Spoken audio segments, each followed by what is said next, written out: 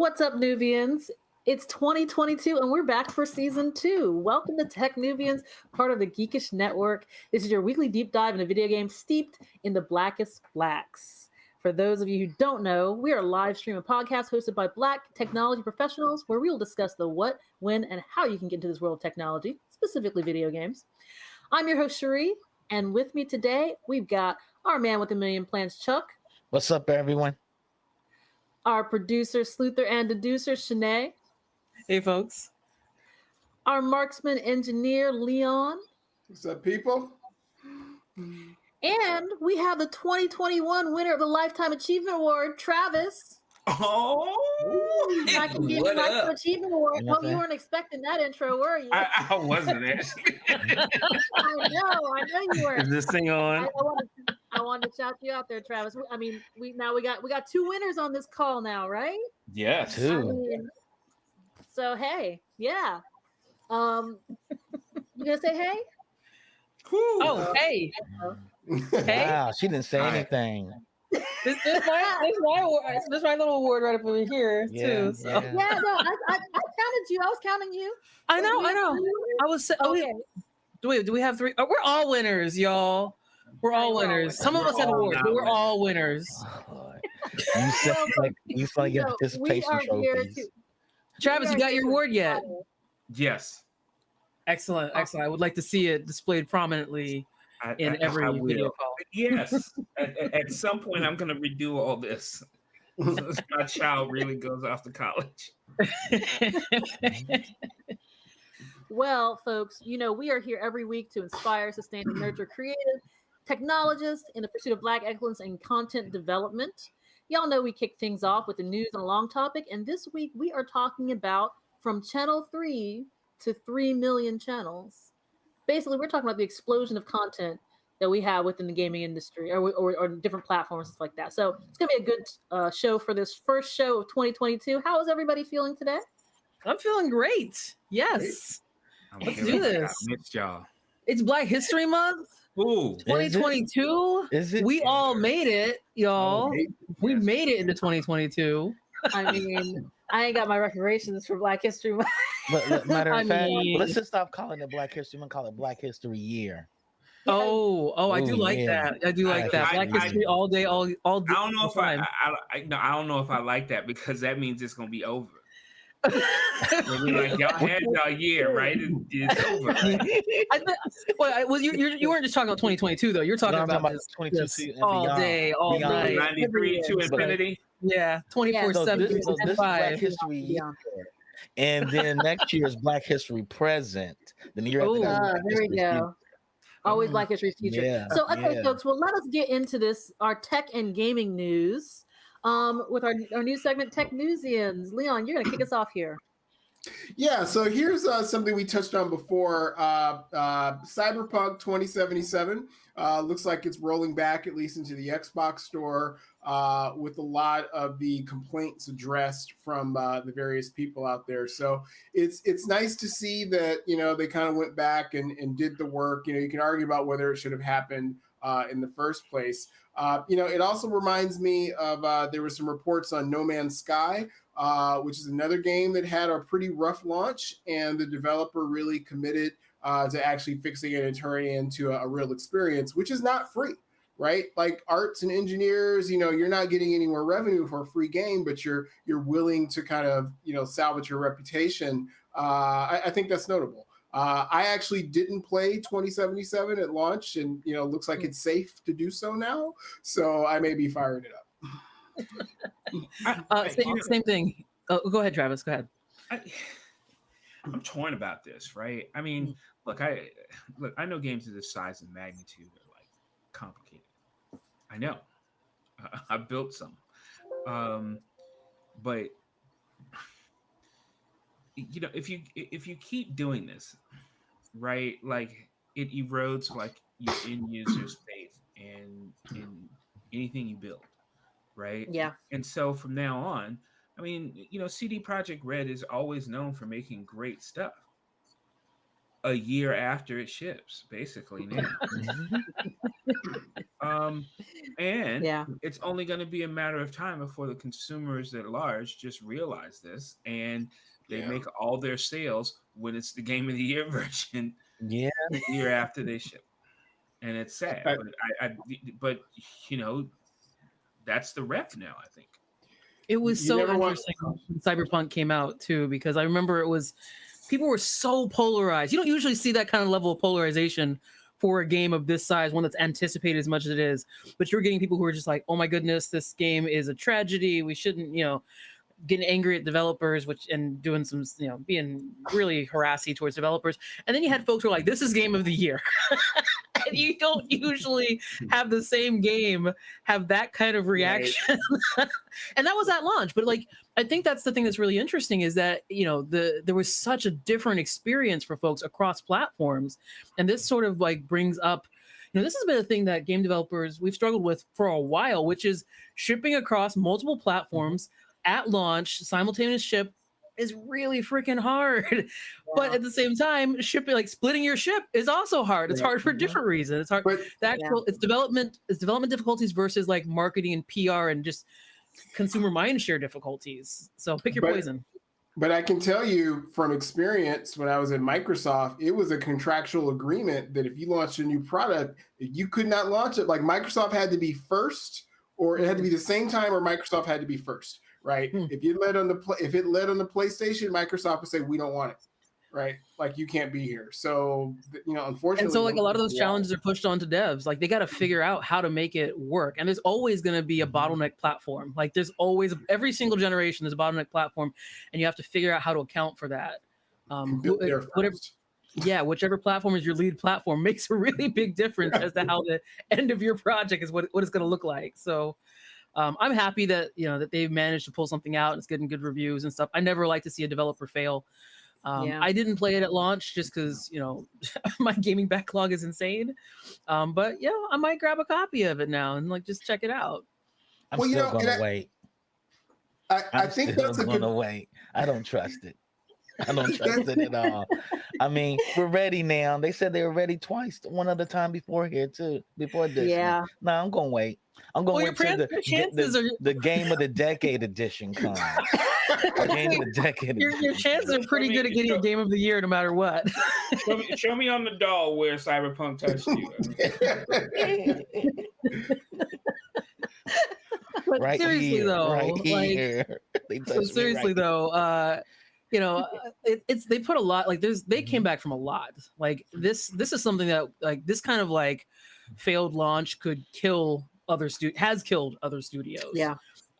So, I want to. I'll keep an eye out for it. It's like that too. I would It's one of those games that's gotten so much press and so much controversy and stuff that it's worth putting in the gaming rotation just to know what it's about, right? Just to have an informed opinion on it. I'm sort of in the middle of you two, right? And what I mean is when I got it, I really wanted to play. Right. And then I started playing, and then I kept having anxiety because I thought the game was going to crash on me or I was going to lose something. And, and I was like, I can't, I just can't. It's so bad. Pixel wants to leave the room. Right. He's like, I'm gonna get up out of here. One thing I'll say about it that's interesting is you mentioned game backlogs, of which my game backlog is horrendous at this point. Right. It's almost like, I'll get to that one in 12 months anyway. Right. So it's kind of it's right on time to kind of move up the queue. At this point, it's almost like my movie habits, right? When you're used to watching things on streaming, I'm used to waiting 3 months for it to come out. Although, granted, that's different nowadays. But there's some interesting economics about what do gaming queues look like, and how does that affect sales in terms of surges over time. My gaming queue goes back generations now. Yeah, well, it's funny when you speak about that gaming queue. My gaming queue was all of the past generation Xbox games. So that's why I'm glad that Game Pass was out, because now I get to catch up. No. Oh my goodness, when I first got Game Pass, I downloaded so many games, and now they're just on my Xbox being not played even still. Apparently, I got Horizon. And we were talking about that Game Pass and the as we talked about, the the millions of channels. It's not really literally millions, but that explosion of content that we're talking about that we have. But let me go ahead and move on to our next story. Actually, I want to talk a little bit about this. It's been in the news. It feels like, it's still persistently in the news. I want to talk a little bit about Spotify. So, Spotify, for better or mostly for worse, right now has been in the news for the entire month of for the entire Black History Month. I'm sure they're loving that. Not for a great reason. It's all for around Joe Rogan and his podcast. Just for a very, very brief background for it. Joe Rogan was in the news because Neil Young told Spotify he wanted his catalog off of Spotify because he was not happy with the COVID misinformation that was being passed on the podcast. And that kind of actually spawned a small exodus of other artists who were leaving the platform, either for that reason or also for reasons of some racist language that Rogan had employed on his podcast not that long ago, even though he said over the course of 12 years, not that long ago.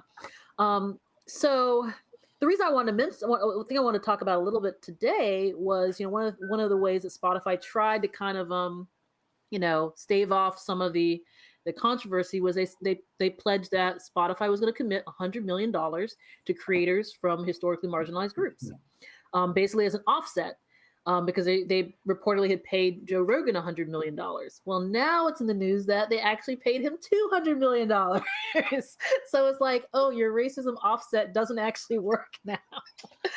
We don't want to get rid of all of the racism. Just yeah. Are we gonna like? I thought this was interesting, and I wanted to talk about because some of the. I know a lot of the focus has been on the COVID misinformation piece, but you had artists like India Arie, who was basically like, she was focused on the racism piece. She was like, you have me as a creator of color. I'm on your platform. You're taking the money you're making off of my music and other Black artists and other artists of color, and you're giving a ton of it to this guy. And I think that's that was a lot of the reason why she was protesting the platform.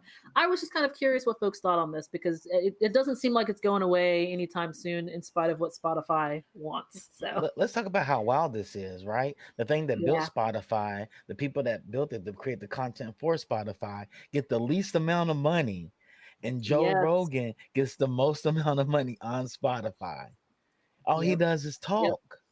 And what garners him to have more money, get more money than Snoop Dogg after the Super Bowl, when everybody went to go play those songs for the last week?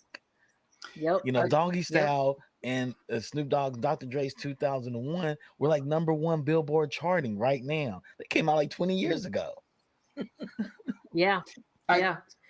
I think it's interesting because it's an example of the mobility we're seeing across, if you consider like the Great Resignation, and the ability it is for workers to pick up and move to different jobs. It's the same with streaming services. There's a whole bunch of streaming services out there. So as stars want to pick up and move, pick it, Tidal, Amazon, whatever, like pick your poison. There's ample opportunity to do that. Now, as far as Joe Rogan, I mean, I kind of always known he was a jerk, so I'm not really surprised. They're just, people are just bringing out receipts in a way that's pretty painful to watch, as per the India Arie video. But I want to see people bounce, right? Like I want to see people go and take their talents to South Beach. Right? That's the thing I think has been super interesting about this, is that the reaction, like people have been talking about this for a while, right? Like you said, this is not secretive. This is not unknown. Even that supercut that came out was released in 2017 or something originally. So it's been circulating around the interwebs for a while. But the thing I think this really sort of revealed is, artists have a lot more power in this conversation than I think they've ever exercised before. And the conversation I saw going online was people were like, man, can you imagine if all the Black artists on Spotify decided they were going to pull their music off of Spotify? You know the hard thing. You want to see some stock tank? you know the hardest thing about that is they couldn't do it.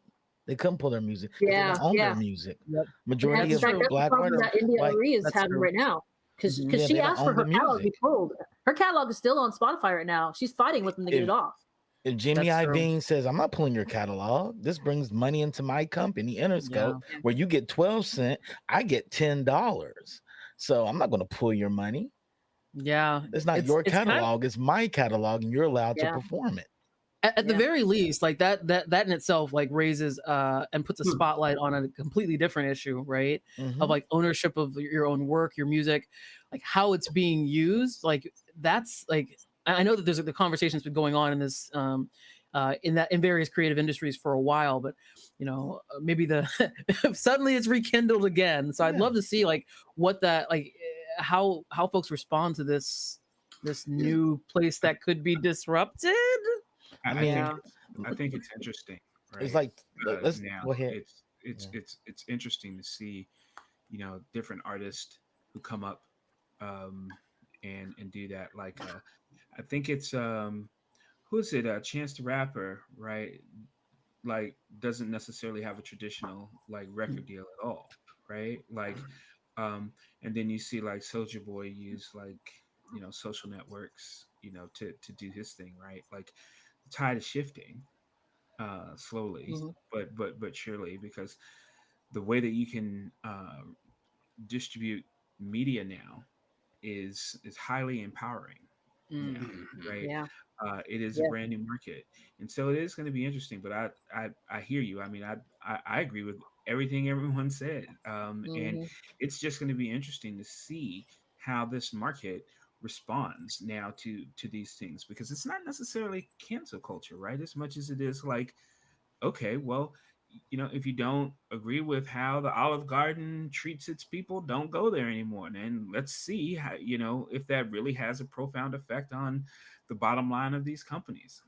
If it does, then they'll act accordingly. But if not, things won't change. Hey, it's the invisible hand of the free market. Yep. Yeah. It is, you know, and I think a lot of the, you know, I think a lot of the thing that's interesting with this is I feel like Spotify kind of thought they could kind of just ride this whole thing out, sort of like Netflix did with the Dave Chappelle controversy. They were like, well, you know, we'll stand behind our artists, and we'll just kind of keep going, and you know, and we'll ride out this wave. But like, when I think what Spotify kind of failed to maybe take into account is like, if I want to watch Murderville or Ozark or something like that, like I have Netflix, that's what I watch, right? And I know that Spotify is saying they're not just a you know, they're not just a music streaming service platform. Platform. You know, I can't remember how they're calling it, audio experience. I can't remember exactly the terminology they're using now, but people still know them as like music streaming. Like they all obviously have podcasts and stuff like that too.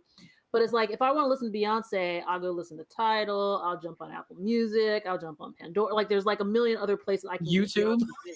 Yeah, YouTube. There's a lot of other places I can get Beyonce's music, and I don't care about Joe Rogan's podcast, so I don't need Spotify for that. So I think that's the reason why they weren't really able to kind of ride it out the way that Netflix did.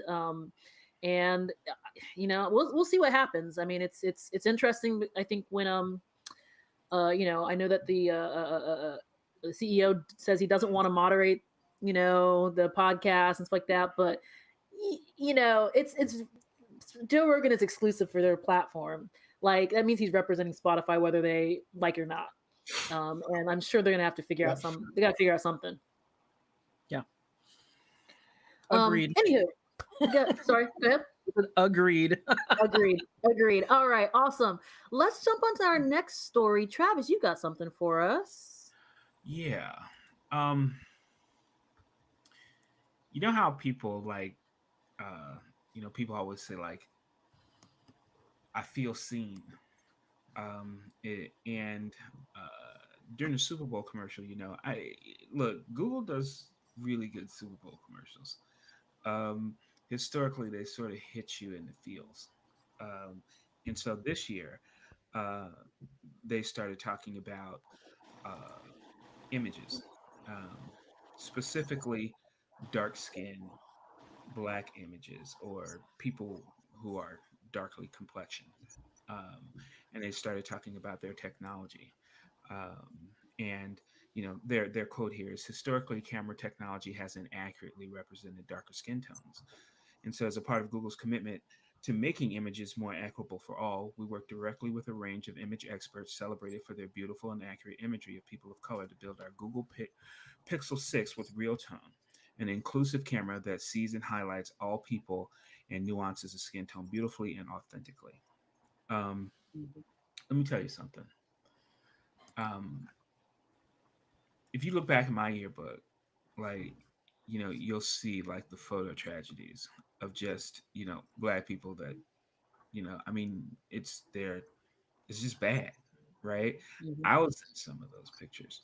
If you go back to our parents' time, it's even worse. And and it's funny because I used to remember like looking at pictures of Black people in like the 60s, and I was like, there's no one attractive like back then. Like, what is going on? And because I look around in my family and I think my family is attractive. Like, why isn't it that media, like when we see ourselves depicted, it's just wrong. And I remember back when you had to go back and like manually tune your TV and stuff like that. I always used to use the white people, right? Like, when does it look like these white people have had enough sun? Okay, then my TV's color must be fixed. And so when I saw this commercial, I cried because I felt like I was being seen. And that's amazing. It's amazing. I don't know whether or not this hit everyone else the way it hit me, but it just proves that you can find some crazy sort of, I don't know whether or not to call it racist, but like damn, like even technology in its purest form. Well, please go ahead. Go ahead. No, go ahead. So what really got me, right? So I was a professional photographer for a number of years, and when I learned to be a photographer, when I learned to use an SLR and actually meter on the skin of my subjects, and look and behold, my photos of Black people look great, right? But it took me taking manual control over the camera and adjusting the shutter and the speed to get that result, right? Anytime it did the automatic modes, the automatic samplings, as illustrated by this tech from Google, weren't taking that into account. So I feel like, wow, like, decades later, like, when did automatic metering come out, right? Like decades later, it's like we're finally at the point where we're considering the actual composition and the dynamic range of actual skin tones, and it is a good thing. Yeah, it's pretty amazing. I will say, like, Travis, when you said that you felt seen, I was like, yeah, literally, right? We're literally now able to be seen. And you also mentioned, like, you don't know whether it's racist or anything like that. I think it's one of those things where it's like it's racism that's just kind of built into like our normal kind of everyday life, right? Where like you said, white folks were kind of considered the default in so many ways. I've talked with people before about a client that I had at one of my jobs. They were a makeup client. And I remember when the previous account manager handed that client over to me, they said, you're going to love this client because they always give me free makeup. And the previous account manager was a guy. And he's like, they always give me free makeup. I don't wear any makeup, so I just give it all to my girlfriend. He's like, you're going to love them. And I was like, great, I'll take free makeup. And then I got there and they never offered me makeup. And I was like, why not? And I found out it's because they didn't make makeup in my skin tone. But funny enough, we were working on a project to translate their website into 19 different languages. They were global, but they didn't make makeup for Black people. So, probably brown people. Or brown people, right? In fact, they actually, when I was there, they asked me if I wanted to be one. I know they asked me if I wanted to be one of their user testers for their makeup. They were just starting on a project with it. I'm like, yeah, I'm good. Hold on, I want to address something. When you finish, go ahead. Go ahead, Sheree. Finish. Get it out. No, I was just going to say, like, it's things like that where it's just kind of like, it's just racism is kind of built into the system. And we just like, obviously we just don't notice it for a very long time because it's just the way it's always been. And then you see shows like Insecure, where you're like, wow, Black people look fabulous on Insecure. Are they working magic? Fantastic. Yes. Yep. Harlem. Yes. They look great in Harlem. Yeah. Harlem as and well. they're different hues. But what's interesting about this, on October 19th, Google had their Pixel event. And Florian, who's a product manager, I know Florian, comes out with his cornrow braids and says, hey, we had this thing called Real Tone. And for 6 minutes of that event, they were showing black people pictures of them taking on their phone and black people falling out everywhere. Like, oh my God, you can actually see me. Wow. And this is October. 6 minutes. It's the longest segment of their whole entire program of them announcing their new phone. Apple's never dedicated 6 minutes to one segment of their phone. And yet the press didn't even cover it. I saw it in Ebony and I saw it on Essence's website. That's it. We brought it up on Geek Beast. We talked about it on Geek Beast. We did it twice. Me and Trey made sure we talked about it twice. And that's the only time I've ever seen this feature talked about. It wasn't on Complex. It wasn't on any of the other black news sources. And I was like, how they're passing up this? I'm surprised black people didn't give up their iPhones to go to Google, or Apple didn't make an announcement saying, hey, we got y'all too. Oh, go ahead, Leon. I just say this just real quick, just a really quick point. You just talk about the societal norms. So here's one: the realization that Band-Aids are supposed to match your skin tone. Yeah, crayon. Right? Like, I never knew that. I was like, oh, this is supposed to blend in. Not on us. For women, like oftentimes, like when stockings were a thing. Do people still wear stockings? I don't even know if people still wear stockings. I don't think so anymore. But there's always a color of stockings called nude, and I'm like, well, this is not my color. Not my. This is someone else's nude, right? But we see that so often. We see it like it becomes a thing that is so built into society that we, you don't realize it till you take a moment. You step back and think, like these crayons. This one's called flesh, but it's not my flesh. Whose flesh is it? Oh. And that's what happened with photography. It's what happens in the medical community. We see this kind of stuff built into our society all throughout our society. Let's talk about the one thing I think was really interesting about photography too, because I straight up call it racism because there were deliberate decisions that were made to make sure that the technology looked good for only a certain segment of people. Like Leon mentioned, as a professional photographer, it wasn't that the technology wasn't good enough to represent Black people.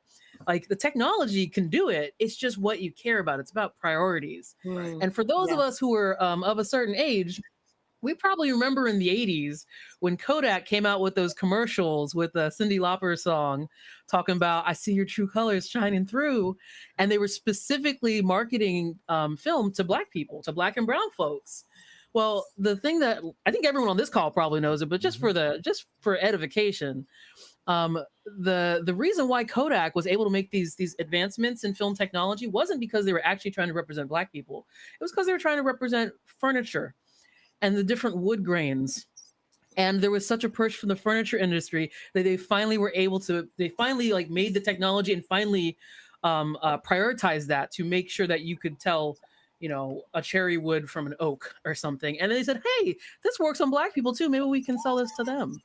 Right. So like this whole thing, like the thing that drives me nuts about it a little bit is it's sort of presented as though Black skin is difficult. Like our skin's harder to light or it's harder to film than other skin. And it's not. It's like skin is skin. It just determines what your priorities are. So yeah, I think that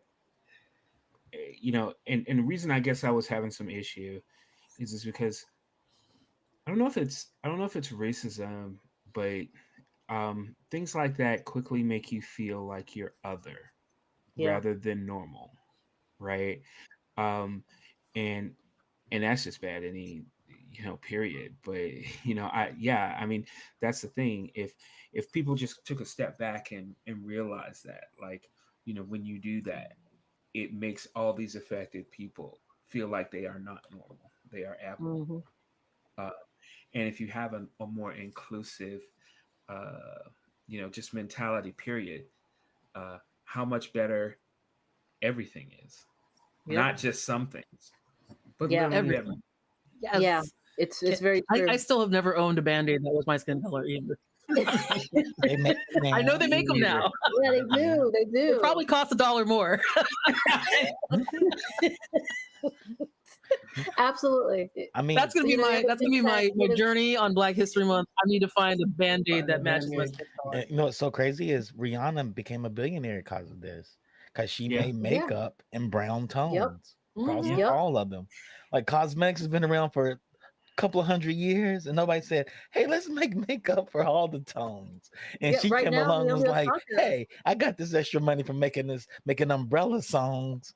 I'm gonna throw it to making makeup of all women color." Yeah, right now Naomi Osaka has just started putting out a brand. I think it's suntan lotion. It's like specifically for Black folks and for for melanated folks. Nice. Yeah, And, there's just and all you these know things she where had it it's in Japan, like- right? but yeah, I mean, it's all these things where it's just like people of color have just kind of been systematically excluded, and now folks are we're getting a chance to really take a step back and be like, hey, why is it like this? Why? So anyways, we got one last story for everybody before we go on to our long topic. I think this one is coming from Shanae. What do you got for us? Yes. Okay. I'm so excited to talk about Nintendo, but not for like a happy reason this time. You know, Travis. Let me pull what's Travis up with back from the dead. We're Nintendo? talking about Nintendo What's for a up few with seconds here. Nintendo? Here, Travis. So Nintendo just announced that they are going to be closing the Wii U shop and the 3DS shop. Womp womp in 2020. What are you cheering? You can't cheer for this, Travis. Come on. They're gonna be closing it in 2023, which has definitely caused a lot of emotions. Not typically the emotion Travis is expressing right now, but it's caused a lot of emotions around folks because that basically means that hey, there's a lot of games that were only available on the Wii U shop and only available in the 3DS shop, and hurry up and get them. This is the only thing I can tell you. Because even though they said they're closing the shop in 2023, it's actually going to be shutting down a little bit sooner than that. So like on May 23rd of this year, 2022, you're not going to be able to add additional funds with your credit card. And on August 29th of 2022, you're not going to be able to add additional funds to your account using eShop cards and stuff too. So you'll still be able to spend them through May of next year. But just know that this is the sunsetting has begun. Yeah. And as you can imagine, like I said, folks are having some emotions about this, especially in the game preservation community. As someone who is really interested in and has spoken a lot about game preservation, yeah, I got feelings about this. There's some games that are just. How does that make you feel? Go ahead, say it. How does that make you feel? How does that make you feel? You know, it's a really challenging thing, right? The conversation about game preservation is very, very complicated, and it's often presented as if there's a right way and a wrong way, like there's 0 or 1 kind of thing. It's like one of the reactions I've seen to this story is, oh, Nintendo hates their customers, they hate consumers, they're doing this to punish us. Like it's so hard to be a Nintendo fan, F Nintendo, all this stuff, and that's you can look at it that way, but that's just emotions right there, right? Like Nintendo has, like, they are a company, they have logical reasons behind this stuff. It may not dovetail, often doesn't dovetail with what we as consumers want, but to couch it as just like this is them hating their fans is probably not particularly productive, and definitely doesn't lead to a conversation about how to get those products preserved in other ways. That said, man, it's gonna be it really stinks to see that there's some games that are just gonna go away and possibly only be available through official means, as through like the online subscription service Nintendo has, or through emulation. So a lot of folks are moving towards emulation as a solution here. Yeah, I mean, what do you folks think? I think that Nintendo. Oh, go ahead. Go ahead, Joe. I said, what do people expect from a business that realizes they only have so much server space they're willing to pay for and keep alive for a handful of people? It's like, if you really want this game, go buy the cartridge. Go find that cartridge. Go find it first, because that's gonna be the hard part. And pay more than retail for it right now, because that's what's end up happening for a lot of those games. And it is something that Microsoft was saying, like, games should always be available. Once you purchase it, you should always have it. They're on that pro tip of game preservation. You bought it, you keep it forever, and you're able to play it forever. I think there's also a distinction that doesn't often get made between game preservation and access too, right? Game preservation, like, there's an overlap, but they're not mutually inclusive. There's lots of things. When we think of preservation in terms of like historical, like, American history or whatever, like I don't have immediate access to that at my house. I have to go to a place to experience it. Like it's being preserved, but it's not being preserved so that everyone has immediate access to it at any given point. And I think if the conversation really takes into account what preservation means versus what access means, like I think that's a much more robust and intelligent conversation, because these games, like, technically not going away, we are losing access to them. Now that's a different conversation and can lead to a different set of solutions if we start talking about, do I want immediate access all the time, or do I want to just make sure that this doesn't disappear from a server that even Nintendo has access to? I think also something to be careful about here is it's not just an issue of space, right? If it were only just space on a hard drive, then this would be very hard for companies to defend, but it's not, right? Like you have services that are running, those services have to be patched. There's new vulnerabilities, which mean like, oh, we have to patch the operating system. Oh, suddenly our server stuff isn't compatible with that operating system. Now we have to go write code. So then it starts costing you money. And if people aren't using these services, it's just like, why am I paying money for this? So there is, there is more to it than just bits on a hard drive to keep these services up and running. They're expensive operations. The other piece of it too, though, is this is what we kind of pay for convenience, right? Like we're all loving digital download and death to GameStop because of their Gestapo tactics for pre-sale items. I'm sorry, I'm still a little bitter about all that. I'm sorry, is that gazpacho tactics? Yeah. Cold tomato soup tactics. Yeah, exactly. Pick your tasty poison. But the bottom line though is this is what we pay, right? Like if you want infinite access to a game, then buy the disc or buy the cartridge, and then you have it. It's the same with music. We're talking about Spotify, and it's the same thing here. I've had music disappear from streaming services that were on my playlist, and I'm like, what the hell, right? So like this is the Russian roulette that we play. Eventually, that bullet's gonna come up. Well, okay. So and to say nothing of like. I have a couple minds. Go ahead, Travis. I'm of a couple minds here, right? Like we have preservation for most things, or physical things, and then you start talking about traditional media. Those things are a little easier to preserve, right? Because at the end of the day, it's an image, right, that you see 30 to 120 of a second.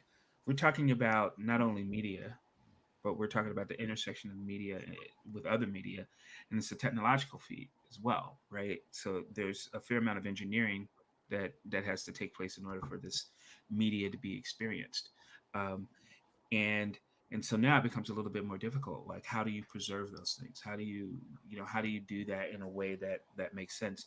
So I'm sympathetic. I get a little bombastic about Nintendo, but I'm sympathetic, and the reason I'm super sympathetic about this is because there have been times when I have actually wanted to create a game, or look at a game for reference about about how to build something, and I would say, oh yeah, like Knights or this or so on and so forth, and you just straight up can't get to it. Yeah. Right, you just can't get to it. Like it, you can, like, seriously, you can see like Citizen Kane now easier than you could like when it first came out, right? But you can't really do that for the Ocarina of Time, right? And so yeah, I mean, it's an issue. I don't have an answer, but it's a problem. It's a really big problem, Shanae. I agree with you, because as these systems sort of fade away, like, how do you preserve that so that history is preserved? And it's a big deal. Yeah, and actually, this feeds very well into our long topic for today, because we are talking about the explosion of content that we're seeing, on many different platforms. Particularly, I think we talked about Game Pass earlier today, and because we can't have this conversation without talking about what Microsoft is doing. But let me switch over. I want to talk a little bit. Let's go on to our long topic. Today we are talking from channel 3 to 3 million channels. And what do we mean by that? Well, way back in the day, when you were trying to get your Nintendo or your Atari, any of your consoles to work, you had to go to channel 3. That's the channel it was going to work on. Yep.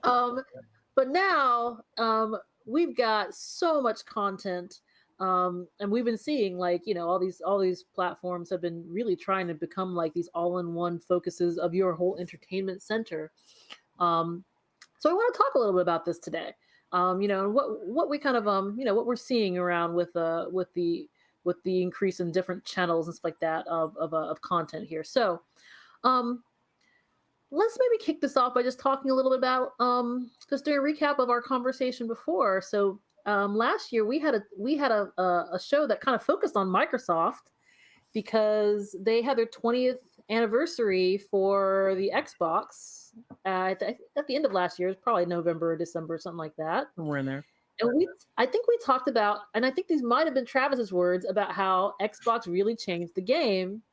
And we had some recent news with some acquisitions that Microsoft has made. Travis, you want to kick us off a little bit about this? Yeah, look, I remember, when Leon and I, decided that, maybe we should do a blog or something like that, because we used to constantly fight over what was a better platform, PlayStation or Xbox. Now I was, and the answer was Nintendo. So. And at the time, I was a Sony employee. He worked at Microsoft on the Xbox side of things. And what it basically boiled down to was, I said, look, Leon, I'll give you actually that the Xbox as a machine was actually superior a couple times, to PlayStation. But what they didn't have is they didn't have a catalog. I said, and I said that PlayStation and PlayStation's studios was like the HBO of gaming, right? Like the games that they had were just amazing. And Leon, on the other hand, I was like, and you got Halo. And until he started playing Gears. Yeah. There was nothing. But the bench wasn't deep at Microsoft, right? Yeah. And I said, at the end of the day, it's going to be about this content. And then what did Microsoft do? Go ahead, Leon. I mean, they basically wrecked the building. They pulled out their wallet and said, "I'm gonna buy everybody." Like, are you for sale? Do you look like for sale? You smell like you're for sale. Here's some money. You're for sale now. Here's some money. And in fact, I just read an article that said that Microsoft called Activision 3 days after the sexual assault stuff hit. So they're like, "Are y'all for sale now?" Has the price gone down? Yeah. No, I mean, I think that it was really interesting just to see how Microsoft, and I think Microsoft's made some really smart moves around that stuff too, right? Like we go through these sort of patterns in the gaming industry every 5 to 7 years or so. You have a whole bunch of independent game developers that have built up and had some success and everything like that. And then like the bigger publisher comes in and says, I'm going to eat up all these guys. And then like there's consolidation and then folks break off in about 5 to 7 years after they've grown. Like it happens over and over again. And we saw this happening with Microsoft around 2017, 2018, when they picked up a good number of folks, Ninja Theory, Obsidian, Double Fine, like a whole bunch of like, those like the remaining sort of indie, like AA, AAA indie developers, independent game developers were getting picked up. And at the time, the Game Pass system was a little bit newer, right? So folks weren't real excited about like, why is Microsoft picking these folks up? And it's like, probably so that they can support Game Pass. And lo and behold, 4 years later, where are we? I'm telling people, pick up an Xbox so you can get Game Pass because it's a really good deal for consumers. Like Travis said, you can we've got that. Like when we talk about game preservation, you got access to so much stuff. It's not a full catalog, but it's a pretty impressive catalog. Yep. I mean, do you guys remember GameFly? Right? Yeah. The service that was trying to be Netflix. Microsoft just neutralized GameFly. Basically. Well, because GameFly was sort of like Netflix 1.0, right? They're like, hey, you want to we'll give you a physical copy of a disc. Here you go, physical copy. Right. Even Netflix transitioned out of that when they saw like the writing on the wall, like, hey, this is actually really expensive and there's more lucrative options out here too. Right. Yeah. So I mean, all Microsoft has to do is go down the street and buy the other company that's called Steam, Valve. Yeah. And then they'll have a lock, because I'm like, Valve is like, people really want to own games. Maybe not, but you have servers full of games that people can just download and play. At that point, Microsoft should just go ahead and buy Bellevue and Redmond. At that point, don't they already have it? Probably like, can I write you guys a check? Yeah. I would argue they already have. Yeah, they kind of do. Like, but just an aside, if you've never been to Redmond or Bellevue, Washington, like I remember when I went up there with my sister on a house hunting trip when I was moving up there. And my sister was asking me, "Oh, which Microsoft building you're going to work in?" And we're like driving. And she's like, "That one?" I said, "No." "That one?" "No." "That one?" Like for like 5 miles. I'm like, "Nope." Microsoft's name. They're on a lot of buildings. Wasn't any of those. So yeah, they do have a lot of influence in the area, and a lot of folks work for Microsoft and Xbox up there. So what I've learned from this little conversation is it sounds like Microsoft had Leon and Travis's conversation bugged way back in the day. And that's the reason why they said, hey, you know what? We got to make sure that content is king. It just we're going to make sure content is king. Yeah, it just made a lot of sense. It made a lot of sense. I mean, you know, the thing about it was and I talk about this a lot, right? Where it started, I think, with DirectX, with Microsoft realizing that, okay, a lot of people want to make software for this platform, right? What do we do to make that easier? And then as soon as Microsoft started enabling other developers to actually fully build things on their platform, was the beginning of the end. Right. And I said, as soon as they wake up, man, is it gonna get crazy, right? Like as soon as this colossal titan wakes up, right, it's a wrap for everybody, right? And that's what that's what happened. And I knew it was coming. You know, as soon as you know, they put someone at the head of Microsoft who knew software, who really knew software. You were like, he's going to ask those questions that we ask. And in addition to that, he said, why don't we do something about that? And damn if they aren't. They did two things, Travis. They put Phil in charge, who's a gamer, who knows what he's doing. And they put Satya in charge, who's his boss, who understands cloud services. And that the Windows Office duopoly isn't all Microsoft has to offer. And that's what we're seeing, right? We're seeing Satya's vision as Microsoft being a truly powerful cloud company, combined with the fact that Phil is an actual gamer, right? And understands these things. Yep. Just as an aside, by the way, Travis, I heard you say content is king, and I agree with that. And I don't know how you can not be a Nintendo fan if you're saying content is king, because that's basically, they're like, content is King Bowser over there. That is what's kept Nintendo alive. I honestly, the thing I think that I don't appreciate the most about Nintendo is that content is king, but they use their hardware as a cudgel for that content. Yeah. Right. And it's annoying. They build their hardware around the types of games Nintendo specifically wants to make. Right. We're like, sorry, everybody. It's true. Yeah. Y'all can figure it out. It's true. They're essentially a very closed thinking platform sort of thing. And they're like, okay, and simply put, they're like, we're going to make the best games for our platform. And we're going to design our hardware that enables us to make the best games for our platform. And if you'd like to get in on this, that's the DNA. That's the DNA nice. of a toy company. Well, but it's not gonna. I don't think it's gonna persevere. I really don't.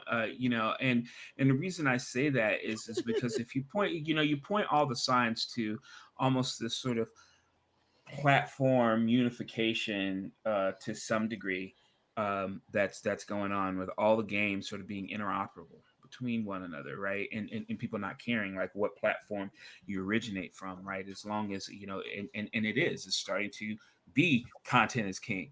Content is king, not your platform, right? And so it's going to be it's going to be interesting how they persevere, seeing that both Sony, for example, and Microsoft are getting to the point where at least they're playing nicer than they ever have in the history of this medium. Yeah. I think one thing that's interesting about that as well, Travis, is the notion of kids, right? So if you have a Nintendo system, you're buying games all the time. Sometimes you're buying the same game twice because, you know, you got to get Pokemon for each of them. But then you get into the economics of Game Pass. As a parent, I would much rather spend $60 a year and give them an entire library, and they can take their phone and play it through xCloud and play it in a portable state, versus me having to buy 6 or 7 $50-$60 games a year. From a parental kind of spending standpoint, Game Pass is like killing that, right? It's just a matter that Nintendo content is certainly very attractive, right? People like Pokemon, they like Mario. But once those analogs are there on the other platforms, then yeah, I agree. They're in trouble economically because it just doesn't make sense when you can spend $60 and get all the games. Yeah, I'm not convinced that there's a convergence that's happening right now. I think we keep seeing a convergence where it's like the two bodies get really close and it's like, not quite, okay, right? Because we did have crossplay was coming up, and then Microsoft made this huge acquisition of Activision Blizzard, and what was the very first reaction? Everyone said, "What's happening to Call of Duty?" Yep. And Microsoft had come out and say, don't worry, Call of Duty's definitely going to be on these platforms, and Sony said, "We're buying Bungie," and then people said, "Well, okay, well, does that mean that Destiny is not?" So. Yes and no. I think that inevitably, I think what would be better for gamers and probably developers would be, some sort of convergent that makes our life a little bit easier. I'm just not convinced that we're on that flight path just yet, at least not in the next 3 to 5. I think we are because I think we are because we saw Sony PlayStation extend an olive branch with MLB. They put MLB over there and it's like, here, we're going to put it on the Microsoft console.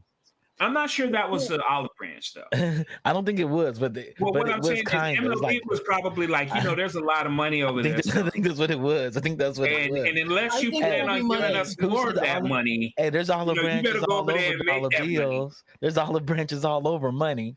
And you go to any culture, and there's an olive branch on a piece of money. I agree with Travis that we are closer than we've ever been, but like I said, I'm still not convinced that means that there's something that's next 3 to 5 years. Well, honestly, I think it also might be one of those things like, Wordle has taken over, for a while, right? And when the New York Times bought Wordle, everyone was like, is Wordle going to continue to be free? And the New York Times said, Wordle will be free when it comes. The answer is no. No. But they're not going to be free for forever. I feel like we're probably in that same spot where it's kind of like Call of Duty will continue to be on PlayStation for right now, or even if they do let it be on PlayStation, it's also going to be on Game Pass. So it's like choose. Simply put, these platforms do want differentiators. I think it'd be on PlayStation. They'll just have super dope exclusive content for Microsoft. They're going to do something that's going to be like more vehicles. Here's my prediction on how this is going to work. These established intellectual properties that are cross-platform will continue to be cross-platform. Mm-hmm. Okay, new ones will not be. Okay, because to be clear, when Sony bought Bungie, they bought Bungie's creativity as well as their execution. And so I can guarantee you, being an ex-Sony employee, the first thing Sony said was, all right, what's your new game? The one that won't be on Microsoft. Like that conversation happened possibly the second time they started dating. Not like they're already married now. So I guarantee you that is the case. So yeah, look, what I'm concerned with, honestly, all this stuff permitting, is two things actually. I'm concerned with if this model exists, like how's this going to be for the professionals who live in this industry, and will they be able to support themselves well on this new model? Because I don't think that's been fully proven out. You know, but on the other side, I mean, as a customer, an end user, and a gamer, this is the closest thing to a gold rush I have ever seen in my entire career. For quite some time. So I'm For quite some time. I mean, and the thing is, you know, like I said, you know, we can get into like the whole gaming wars thing, which, you know, like I said, I honestly bowed out of that conversation such a long time ago because I just want to play good experiences and stuff. That said, it does behoove a Microsoft or a Sony, you know, an Xbox or a PlayStation to have differentiators because otherwise, like, why buy one over the other? Yeah. Right. You know, so you know, I know that there's this dream that like maybe every platform, even though they're, you know, these developers or these publishers are picking up these individual developers, maybe they'll keep their stuff multi-platform forever. It's like, maybe, but like, let's think about it from a business standpoint. Why would they? Like, it made Xbox fans really excited when they thought for a moment Call of Duty might be exclusive. It made PlayStation fans really excited when they thought for a moment Destiny might be exclusive. I don't know why people get excited about the idea that other people might be missing out, but I think it's more, or maybe it's more they feel like they chose correctly. So there clearly is still some contrast that's going on there. There's nothing more American than that. Than just being excited about. And then Nintendo fans are sitting over here just like, where's my Breath of the Wild 2? Yeah, but Nintendo has a different approach, right? They're like, when they announced Switch Sports, they were like, hey, we make consoles with different forms of play. And people are going to buy that. And we're finally utilizing the Switch controller, how all y'all thought we were going to do with since there's no Wii Sports. We're bringing you a better version of Wii Sports. Ta-da! You know what? I'm gonna keep it as real as I can be because all of y'all have been here on this. Every one of you. Mm-hmm. There's a time in your life where you had one gaming system and that was it. It was an Atari, it was a ColecoVision, it was an Intellivision, it was whatever. And you had to make your choice feel like the right choice. So when you got into that argument in school, forget your 2600 on television. It's got 7 versus 7 people on the football field versus 3 versus 3. And for some people, they haven't got past that. So it's not enough for them to win. You have to lose. Me, I got all 3 gaming systems. I kind of don't care anymore. Yeah. We're definitely blessed and fortunate. Yeah, we are. In our lives. I also have all 3 gaming systems: Switch, PlayStation 4, and Xbox 360. So there you go. You do. Technically, you do. They're still alive. Hey, they're still putting out games on them. Are they putting games on the 360? Maybe not 360. Actually. Sorry, that went back a few too many generations. I hear you though. That was just profit of my PlayStation 4. I played some 360 games on my Xbox Series X. And I agree with you. I've been in enough clubhouse rooms in gaming where there's been feuds of PlayStation versus Microsoft. They'd be like, Chuck, you're in the game industry. Which one do you have? Which one do you have? I said, why would I pick one? Why not just get all of them? You're like, which one don't I have? And then they're like, oh, because you're rich. You're one of them rich boys. That's what y'all do. These people in the game industry, everybody's rich. I was like, that's not true. I just realized not one's better than the other. I just got to play all the games.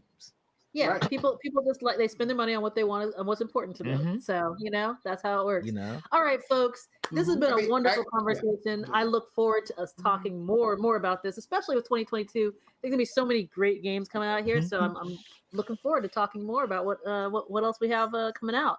I want to go ahead and give a shout out to Digital Click for all the creative they provide for us for each and every show. If you want to learn more about techn00bians, hit us up at techn00bians.com. That's techn00bians.com. Please follow us here on our socials. And if you want to learn more about game development and everything geek, please consider subscribing to YouTube or any other channels you're watching us on. Please also follow us on our socials. You can search the Geekish Network on all major platforms. Also, come see what else geek we're talking about next week on Monday. Pod Squadron is at 6:30 p.m. Pacific time, and that's followed by Geek Beast at 7:30 p.m. Pacific. So come follow us and come take a look at what else we have going on. That's it for now, everyone. Thank you so much. Glad to be in the new year, and look forward to seeing you all next week. Take care, everyone. All right.